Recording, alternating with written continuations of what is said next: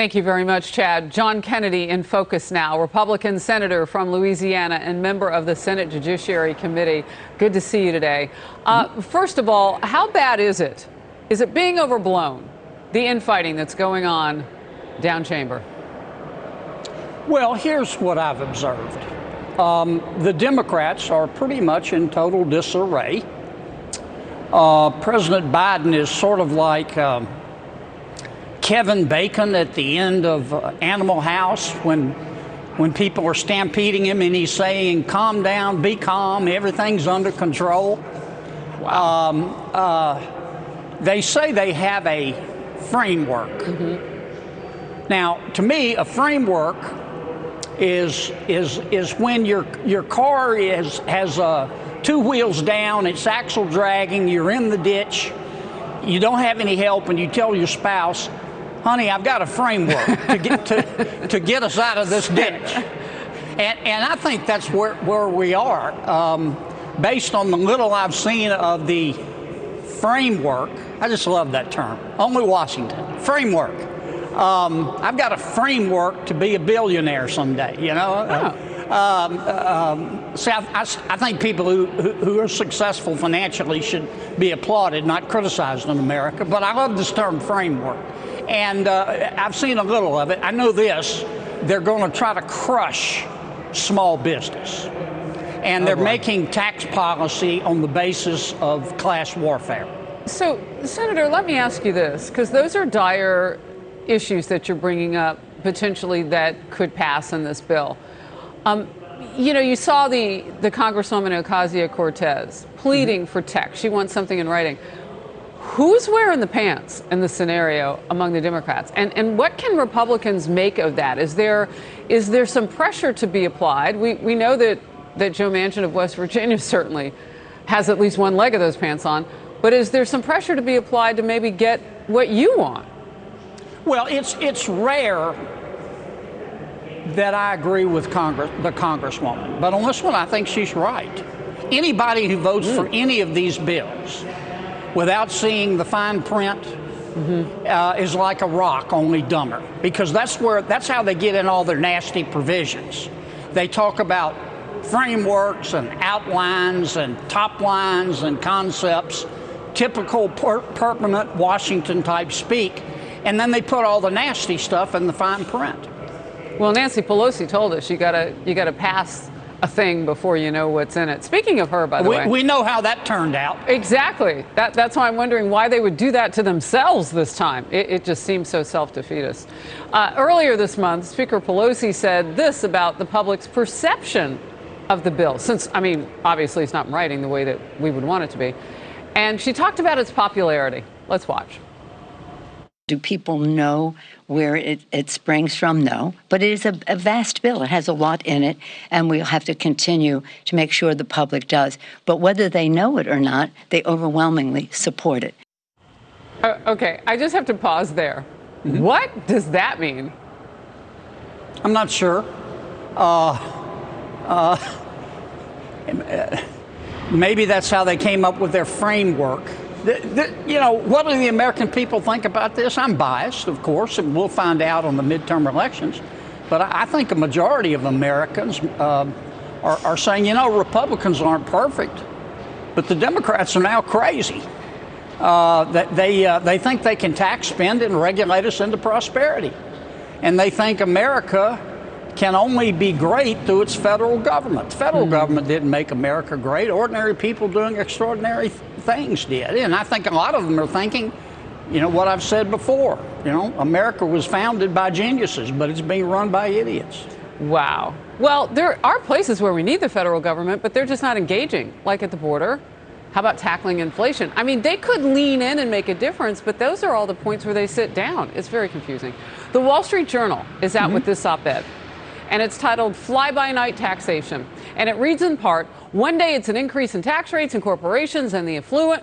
But wait, that doesn't have the votes. How about a carbon tax? That won't fly either. Hey, there goes Jeff Bezos. Let's tax him and 699 other billionaires. It polls well. Everyone hates billionaires.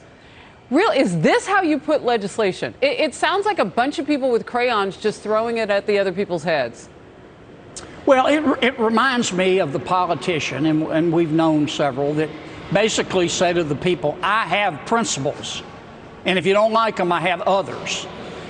You don't make tax policy on the basis of class warfare, and you don't make tax policy solely on revenue. This is an extraordinarily complex economy, the greatest economy in all of human history.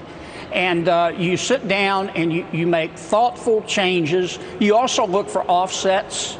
If you're going to raise taxes here, you want to look for a way to cut taxes over here. But Biden and his White House senators say this costs zero. Oh, well, I don't. Somebody at the White House has been smoking the devil's lettuce. Okay, hey. I mean, I'm just telling you, if they think this is zero, either that or they think the American people are morons and will believe anything. Senator, you never edit your words, and it is amazing to see you talk so candidly about what's going on the Hill. And this was supposed to be their show. They're in the majority in the House, slightly, barely, sometimes in the Senate, and they've got the White House.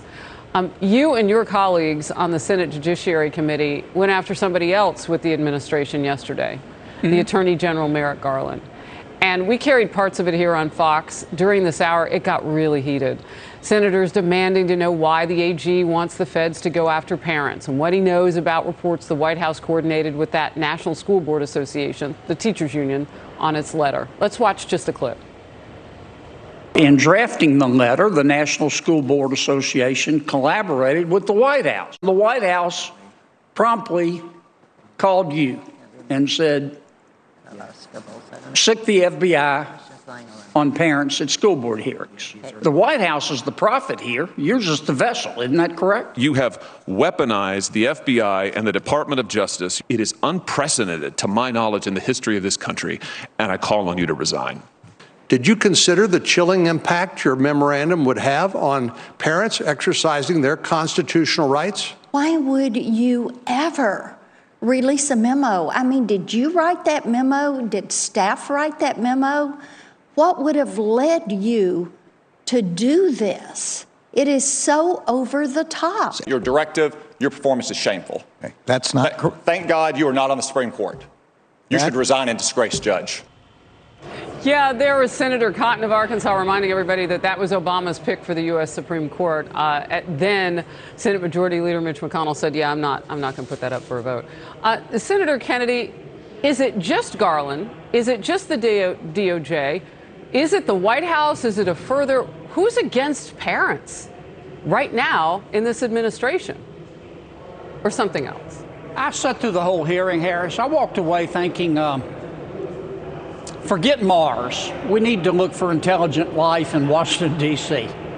It's not personal, but no. Judge Garland didn't rock it yesterday. But to be fair, as I've said at the hearing, he's just a vessel here. He's a tool.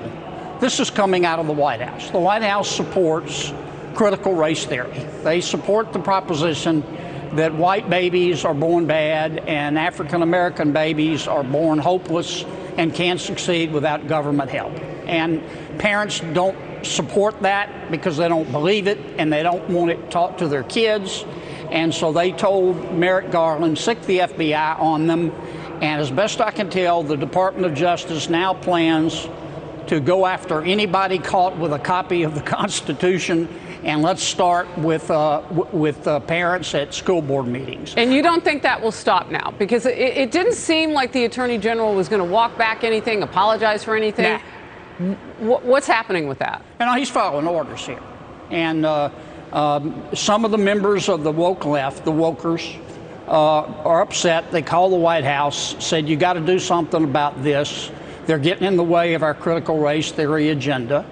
You know, President Biden's a nice guy, but he's not running this show. I mean, he's delegated his authority to a bunch of wokers in the White House, and they called Garland, and they said, go do it. And he did it. And there's no stopping it? I don't think so, no. Wow. I mean, we've got bills, and we're going to continue to raise fresh hell every day. And I want to encourage every parent out there to please get involved in your kids' education. If somebody gives you trouble, call me. We've got too many kids in this country who are more likely to grow up and go to prison than own a home or get married, and it's because of lack of parental involvement. We ought to be doing everything we can to encourage it. So if you want to get involved in your kids' education and somebody gives you trouble about it, call me. Wow, Senator, that was for everybody. Amazing. Whew, you got a big job there on the Hill. I loved what you said about looking for intelligence. We found some today. Thank you. Good to see you. Thanks, sir.